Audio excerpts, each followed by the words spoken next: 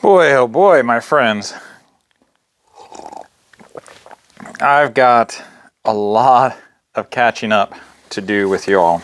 I went through my YouTube videos and found all the different comments that I haven't responded to because I've been a little busy. I went through the past 4 months, and I actually, even before that, it was December. So I went through and I highlighted all the questions that was left me that I have not responded to yet, and I've got all these different things to touch on those comments. And as summer kicks off for me, I'll go back through and I will try my darndest to answer all of the ones or reply to all the wonderful comments that people read. And if you don't read the comments in my videos, they're awesome. You guys are like the best because you leave so many awesome tidbits of information. You share, your experiences with others. I learn from, and I know others do too. So if you do leave a comment on my video, know that it's appreciated, whether I haven't responded to it or not, but just know that I truly appreciate it. All right, let's get to it. So the first one is actually fairly recent. And this might be more like a suggestion, but I thought it was really good. Mr. Dyer, what can people do when one does vintage camping? I found an idea. Period bird watching in an online available BWD, Birdwatcher's Digest, November-December 2022 edition, and a likable article, Retro Birding, Photos and Story by Joanne Alcorn. I imagine there are other naturalist pastimes like leaves, flowers, insects. They would be very family friendly as well as worth some inclusion. There are a lot of casual and intense bird watchers. I enjoy your postings. Also, Sarge Finding and Waypoint Survival. Could you share with them? So yes. It's funny that you mentioned this because on Bannerman's and on the Campcrafters Guild, which by the way is free. You can join the Campcrafters Guild. There's a segment of it that is now 100% free. So please join us at www.honorableoutfitters.com/join the guild, especially if you don't like Facebook for whatever reason or you don't get on it. This community of Campcrafters, they're just great. But there are members on various different groups I'm a part of that represent a wide range of, outdoor adventure, historical outdoor adventure. One member actually represents a park ranger. One member represents, there's several, but CCC, during the Great Depression, etc. So yes, if you have any type of outdoor passion, you can do it in a historic fashion, and we welcome you. Whether it be a career, whether it be another hobby, whether it be like gold mining or something, I don't know, I don't care. But whatever it is, you can do it. And by Jiminy, join us at one of our camping adventures, which, sparks another thought. I just want to remind everybody and let people know that if you have not heard of the Campcrafters Guild Squirrel Hunt, we are now taking registrations, if you will. It's going to cost $10. So it's really, really low cost. But it's going to cost $10 to come out to Dave Canterbury's property in southeastern Ohio and join us for a squirrel hunt. Now, we only take 25 people. So it's capped off at 25 people. And that's whether you're hunting or you're just camping. 25 people, that's it. And people who participated in the previous year, they get first dibs. So in the description box below, there's a, a form that you can fill out and register. Come on to the Campcrafters Guild. There'll be a special place to share, the awesomeness of squirrel hunting and historic hunting and get everybody hyped up. And there's a couple giveaways that's going to be given to people who come out this year.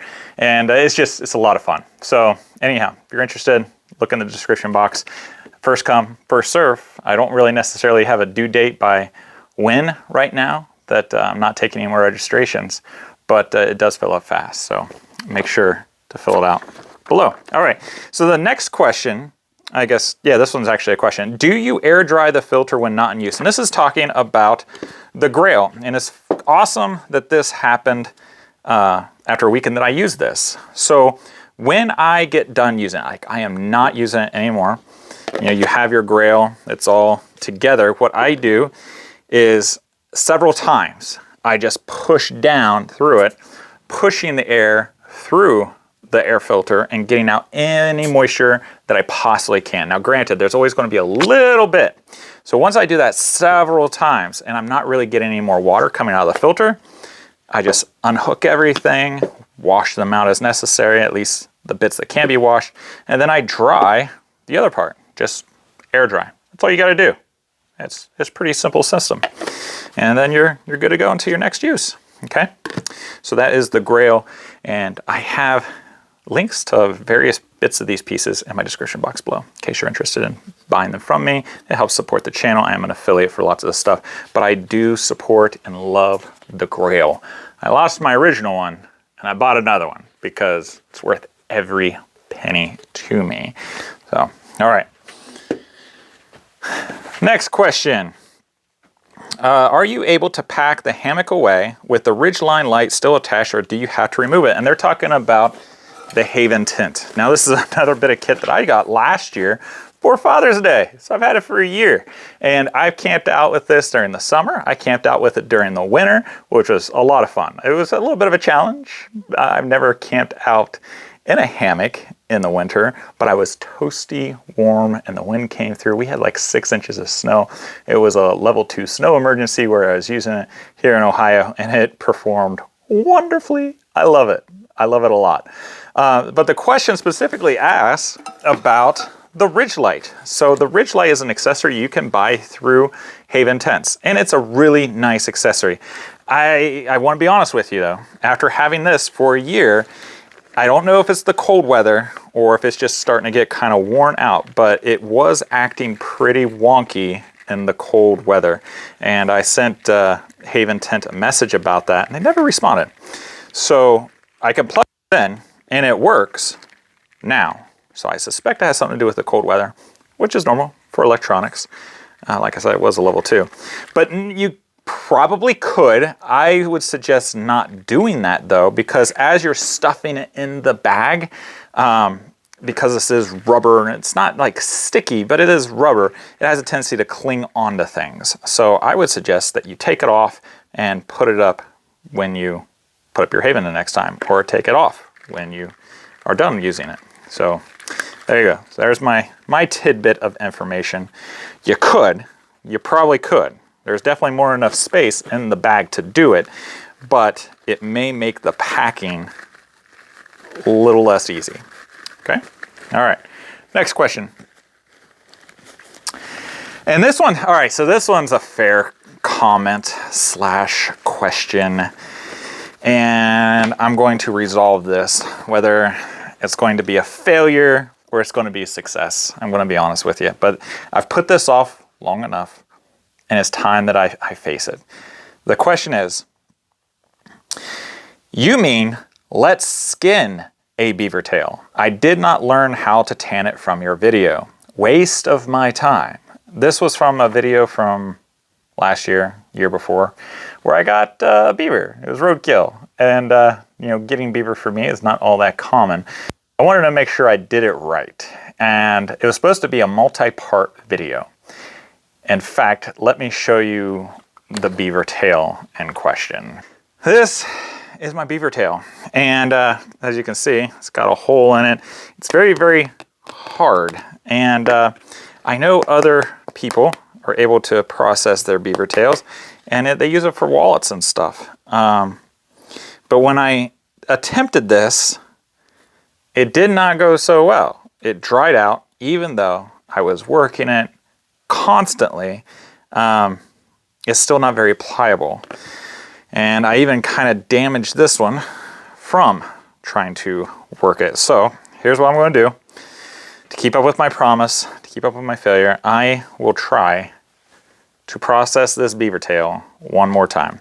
This one, no, because it's still in good shape and I can still use this for my students, take it in for them. But this one, I will go ahead and I will put it in some hot water. I'll get it nice and soft, and we shall see if I can tan this in a way that, you know, is more pliable than what this is.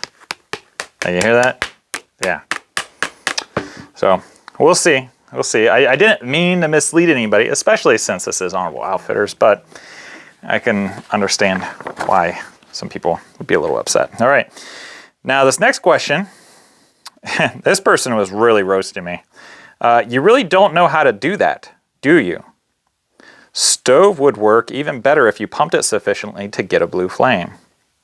And someone else from 2 weeks ago said, there should be no yellow flames. Need more pressure. And again, I agree. I own this model and several similar stoves myself. I only saw him give the stove an occasional pump now and then. After lighting and preheat, pump until deep flame becomes blue, and that thing sounds like a rocket about to take off.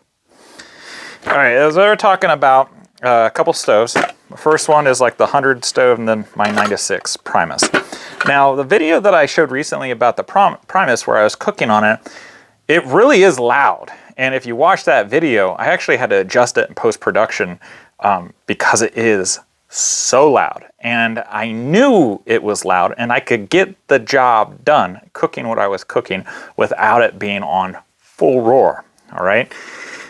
Now, because, in fact, you know what? I even made a new video in response to that. And I was like, no, this seems kind of petty. So here is a video of me using it when it is at full roar.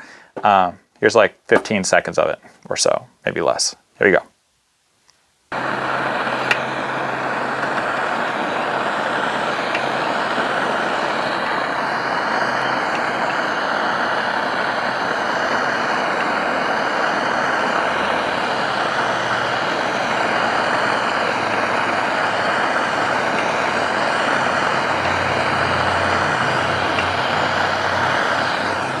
Okay, so you can see that even when it is pumped, that it's not necessarily blue, especially in the light of day, because blue is, especially in the daylight and everything, it's going to show up as clear. So I would argue that I used the stove correctly, but I didn't necessarily show it when I was cooking and everything at full roar and full capacity for the aforesaid reasons. So there you go. Hope that finishes that. Now the other one, the other video with my 100, admittedly that thing, I don't know if there's a leak or something else going on with it. I really struggle with the 100. But the 96 one, I think I've got that one nailed down pretty well. Okay, this next question is actually a comment. All right. Oh, for cripe's sakes, all that and an archaic saw. Just get a Corona folding saw, extremely light, strong, up to 24 inches, but I like my 10-inch. Now they're talking about my little foldable buck saw from Hooks Outdoors. My buddy gave this to me. And this saw, and the blade is specifically for greenwood, not dry wood, right?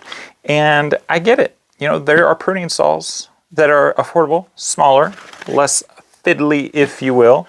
But if you're looking for leverage, if you're looking for, you know, the historic experience, then a buck saw is actually better. And this channel, for the most part, is about the historic experience. I like the buck saw. Again, especially for like leverage, you know, mechanical advantage, you're going to get a better mechanical advantage with a buck saw than you do with a pruning saw. But to each their own, you know. I don't have anything wrong with pruning saws, personally. I don't see why anybody's like got such a big deal about my buck saws. So, you do you, boo. All right. Now the next question asks about my hat. It says, drop the link to your hat. Now, I didn't buy this online. I got this when I was down in Orlando at Disney Springs with my family because I was doing a teaching moment with another troop. And I had this, and I had all my scouting gear, and I lost it doing that presentation somewhere. And I needed a new flat cap. So when I was there, I picked this one up. And it was at Ragland Road there in Disney Springs, which is awesome, by the way. It was great music, great food. So if you get your chance to go down there, strongly suggest it. 10 out of 10. Scenic Driveway 6708 said, Honorable Outfitters, are you getting close to the 500 orders you need to start production of the PReston Mess Kit yet? The answer is no. We're at 234. We're not even halfway there yet. I know it seems like it's dragging on, but we have to have 500 pre-orders, and that's actual paid. Might be able to get it started a little bit earlier if we get people to actually pay. So it is dragging on a while. I know it's my dream to have the PReston Mess Kit completely reproduced. And if you're interested in getting it, it's in the description box below. Fill out the form and let me know. And the more people that we get to help spread the word, the faster it'll get done. It is an incredible World War I, an early 20th century period kit. It comes with the canteen, comes with the skillet and plate and cup. It is ingenious and so ingenious, and I love the design so much. I truly believe in it, and those of you who have signed up for it, I really appreciate your support, and it's awesome to be able to relate to you because you see the ingenuity behind it as well. But help me spread the word, to anybody, every camp crafter send them my way. I'd appreciate it. Michigan Silverback. I checked mine after the vid. It is a 573, which I guess is why it's smaller. I can't find any YouTube videos or much info on a 573. Any ideas? And the same person says, do you know what years they put name tags on them? And he says that you have a 574 Yucca type pack. So really quick, this is a 573. It is the little brother to the 574 Yucca pack.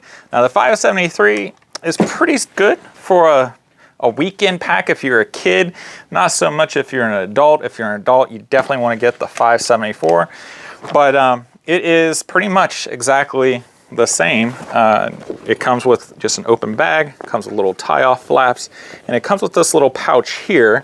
There is no pocket in the flap, unlike the 574, which is much larger in volume. It also has the pocket that's on the flap.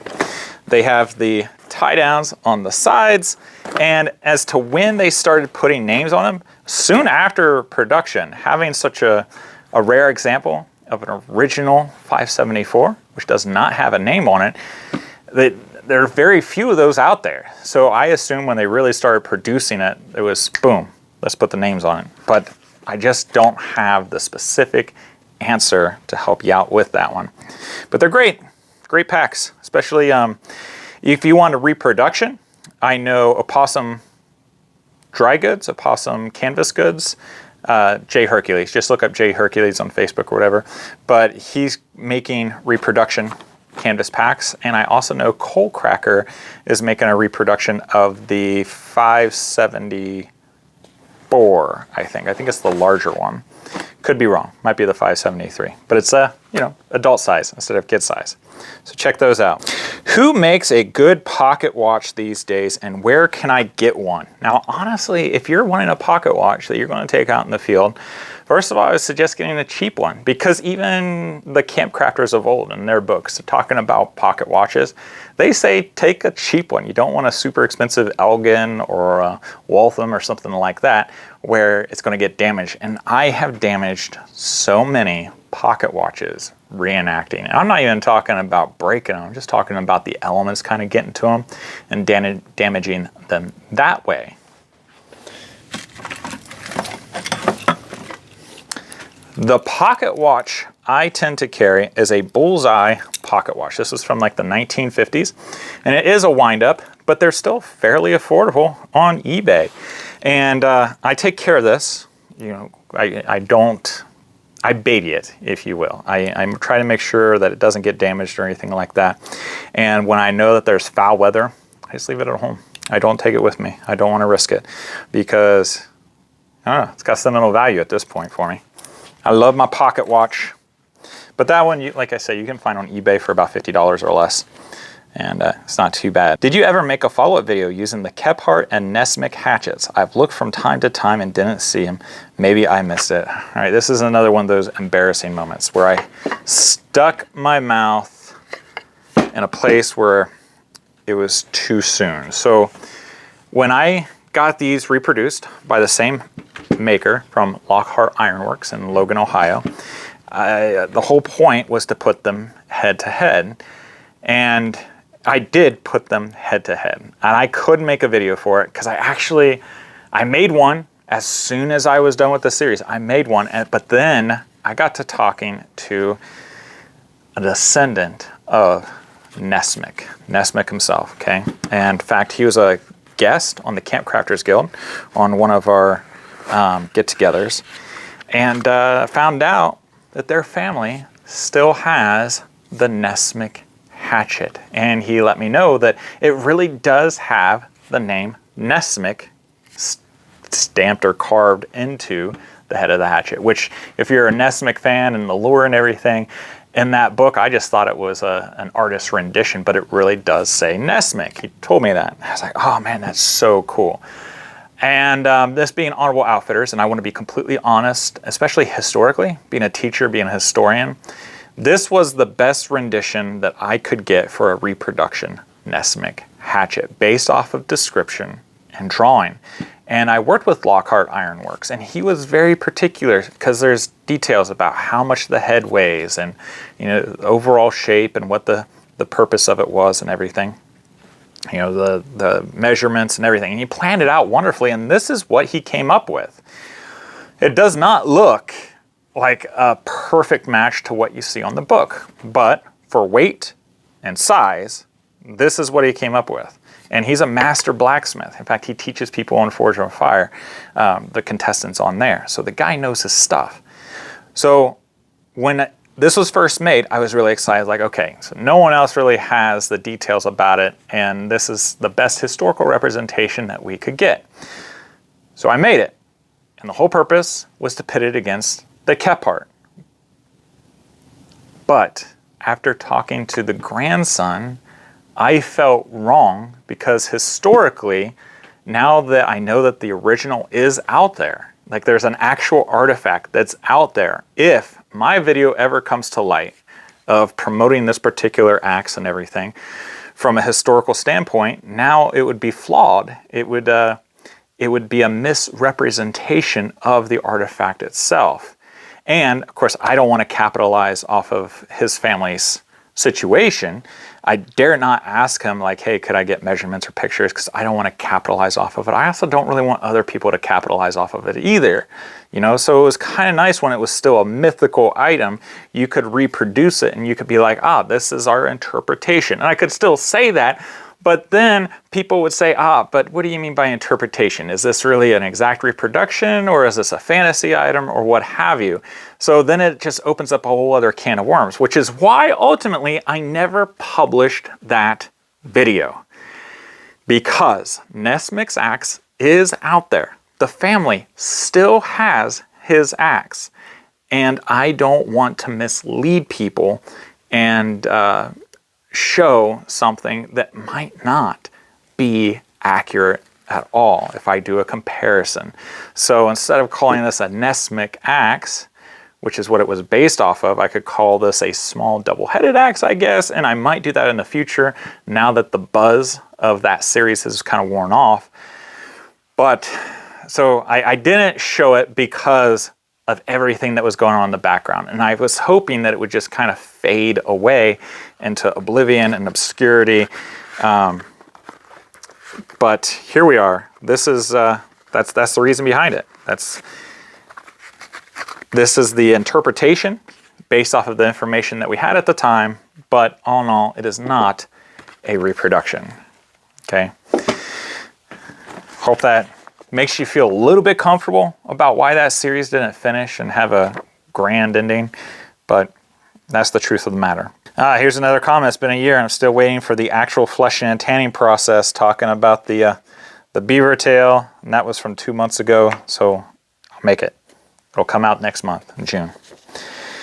Auto hagiographer 23, cavalry.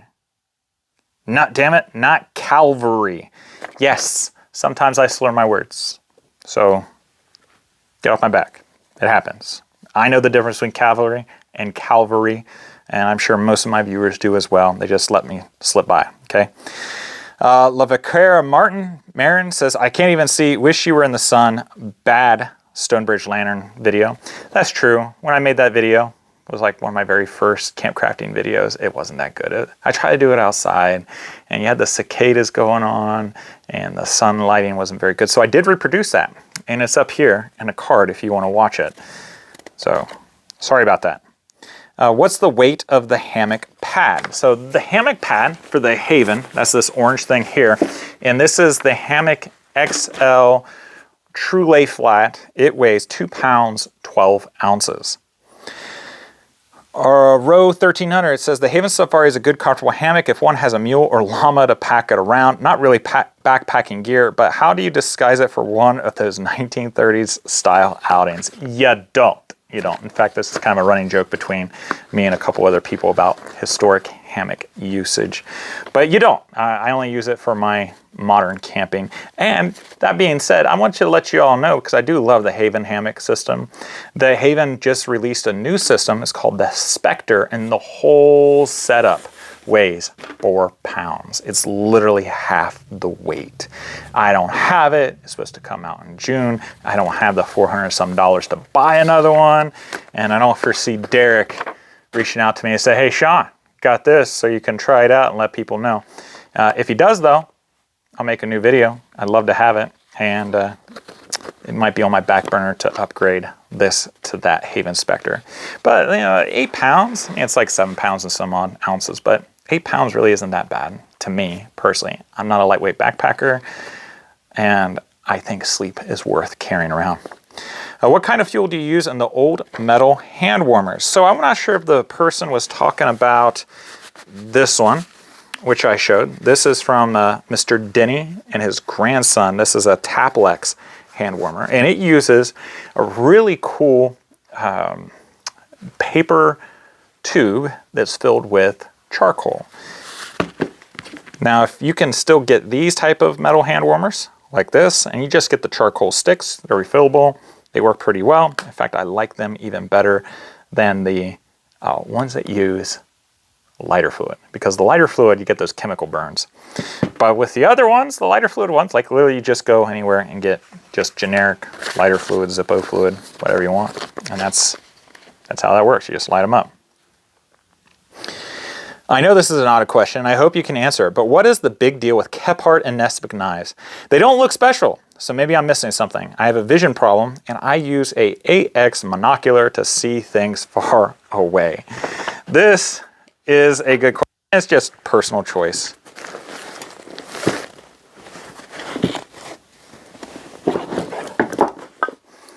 Okay, so my most popular video ever on this channel probably is my video about the Kephart knife. This was made by Darcy Quap of Pigeon Axe Forge. This is my Kephart made by Darcy Quap up in Canada, and I'll put the link below to his forge's name and everything. And as far as I know, this is an exact reproduction based off of the information that is out there. And I made a whole video about why this knife works so well compared to other knives and why it's so popular. And a lot of it has to do with the convex part of the blade. Like, it literally is kind of ovaloid in the shape. So when you're cutting through any material and everything, it just kind of splits away. It's not a super great kitchen knife. It can be used as a kitchen knife and everything, but the flat-edged kitchen knives, honestly, I think work better. They cut better when you're talking about vegetables stuff, but when you're talking about processing game, this thing is sweet. Or if you're talking about general campcraft activities, this thing is sweet. So in regards to just a general all around useful camp knife, this one can't be beat. I think this is the perfect style of camp knife.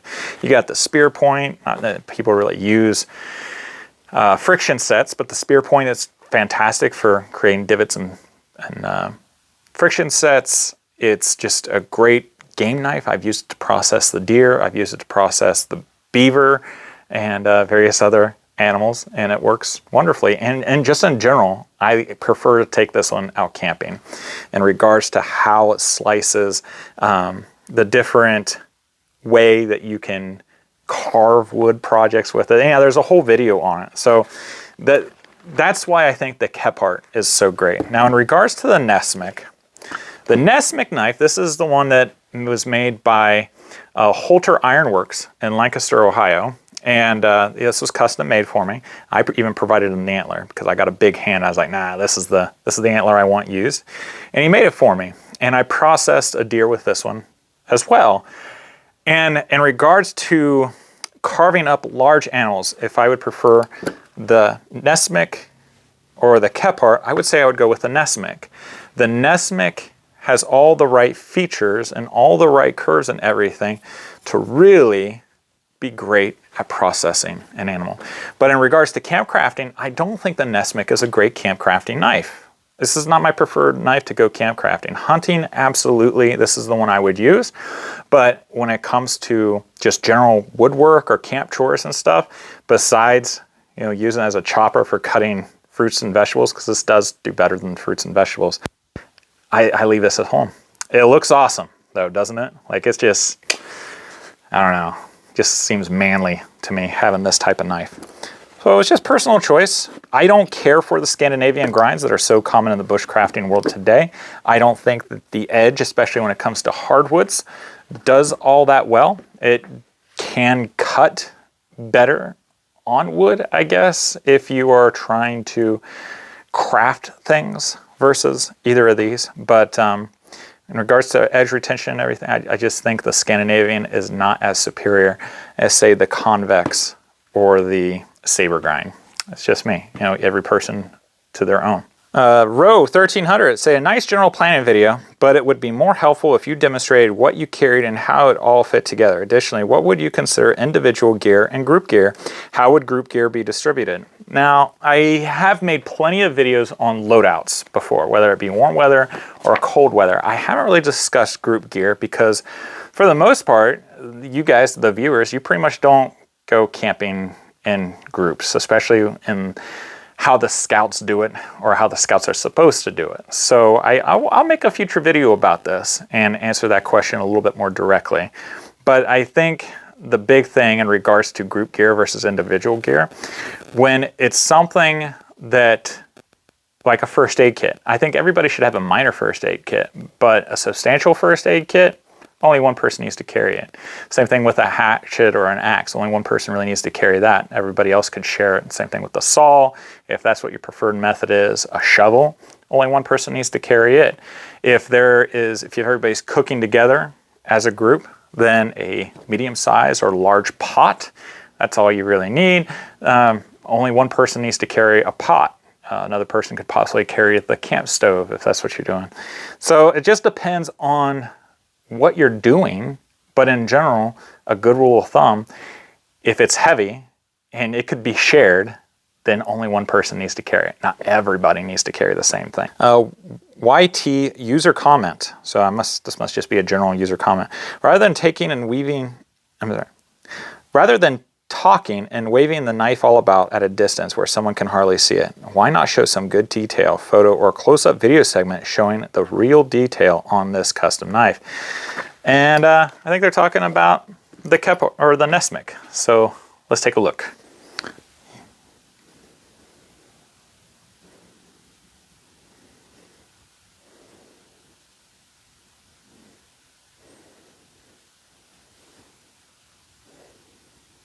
Now, of course, the handle is going to be unique because every single deer antler is going to be a little different.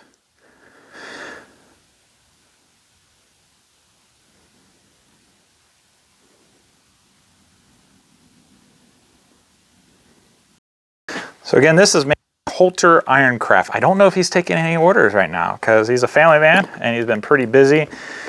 But if you're interested, I will leave his website address down below and you can reach out to him and work it out with him.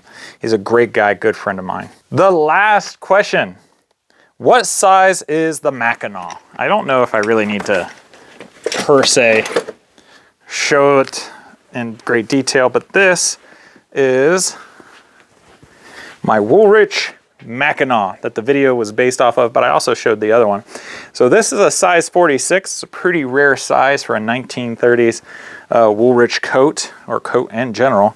And this one was made, the emergency garment, during the Great Depression, where Woolrich, as a outreach, was actually providing coats to people who were struggling. So it's an awesome piece of history. Unfortunately, Woolrich is one of those other American companies that have gone to the wayside. They had an incredible, powerful history. They did so much good here in the United States, and they're literally an icon out in Pennsylvania. And they're no longer with us for whatever reasons. And I also showed this Mackinac. This Mackinac is made by What Price Glory. It's wool. It's like a blanket weight wool. And this one is also a size 46 because they make these to specifically go over the appropriate size. So this is an overcoat, which means you would wear this over your other coat. So this is a layering system and it works wonderfully. It works quite well. I love the shawl collar so I can put it up and it goes up to like right here and covers my whole face, especially when I'm deer hunting. It works beautifully.